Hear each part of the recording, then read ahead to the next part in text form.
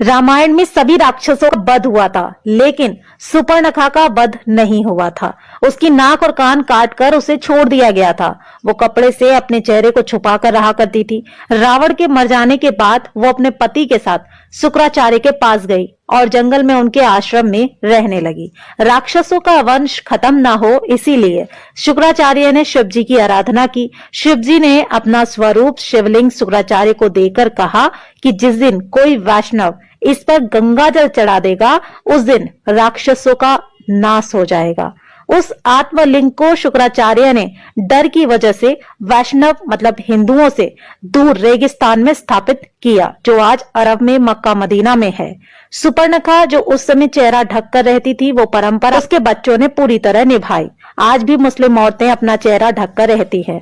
सुपर्णखा के वंशज आज मुसलमान कहलाते हैं, क्योंकि शुक्राचार्य ने इनको जीवन दान दिया। इसलिए ये शुक्रवार को विशेष महत्व देते हैं। पूरी जानकारी तथ्यों पर आधारित और सत्य है।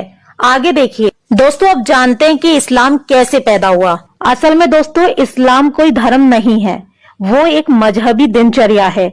मजहब का मतलब होता है अपने कबीलों के गिरोह को बढ़ाते चले जाना। ये बात सभी जानते हैं कि मोहम्मद मूल रूप से अरब का बासी था।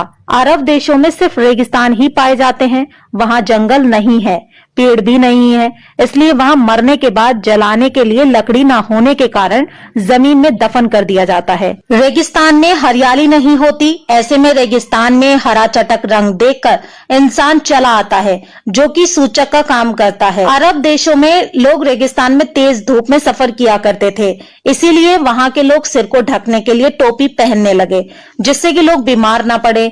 अब रेगिस्तान में खेत तो थे नहीं, ना ही फल थे खाने को, तो वहां अनाज नहीं होता था, इसीलिए वहां के लोग जानवरों को काटकर खा जाते थे और अपनी भूख मिटाने के लिए इसे कुर्बानी का नाम दे दिया गया और एक प्रथा बना दी गई, फिर त्योहार बना दिया गया।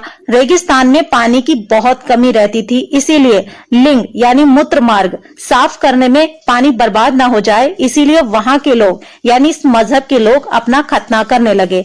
खतना यानी अपने प्राइवेट पार्ट का अगला हिस्सा काटने लगे। सब लोग एक ही कबीले के खानाबदोश होते थे, इसीलिए आपस में भाई बहन ही निकाह कर लेते थे।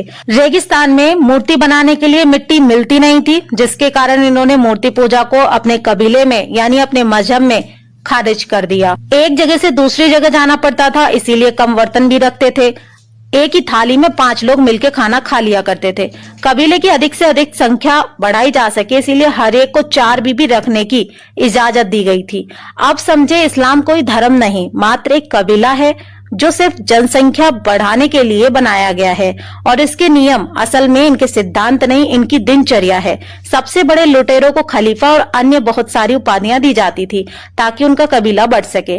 इस बात से साबित हो जाता है कि इस्लाम कोई धर्म नहीं बल्कि एक बहुत बड़ा गिरोह है, जिसका एक ही एजेंडा है, जहां जाना वहीं पर बस जाना और अपना अधिकार मांगना, और वहां की मूल जनसंख्या को पूरी तरीके से समाप्त करके अपने इस्लाम मजहब को आगे की पीढ़ी को जबरदस्ती कबूल कराना। इनका मुख्य टारगेट उस देश के आदिवासी होते हैं। जब तक ये उन आदिवासियों के बीच कम होते हैं, बस तभी तक ये अपनी जनसंख्या बढ़ाते हैं। जब इनकी जनसंख्या उस जगह के मूल निवासियों के 1/3 या बराबर हो जाती है, तब ये धर्म परिवर्तन कराकर रातों रात 2000 से 2 लाख मुस्लिम की योजना पर काम करते हैं। भारत के कुछ गांव, जिले, राज्य इस्लाम की इस योजना में पूरी तरह से शामिल हो भी चुके हैं। तो दोस्तों, ये था इस्लाम के पूर्वजों का इतिहास। इनके पूर्वज कौन थे? इनके पूर्वज ही राक्षस थे। इसीलिए दोस्तों, मुसलमानों से देवताओं और धर्म वाली उम्मीद करना बिल्कुल बेकार है। डाउनलोड मौज।